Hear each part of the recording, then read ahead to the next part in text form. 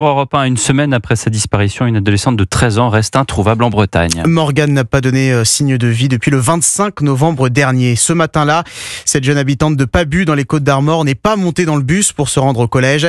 Vendredi, une battue était organisée en présence de près de 800 personnes, sans résultat.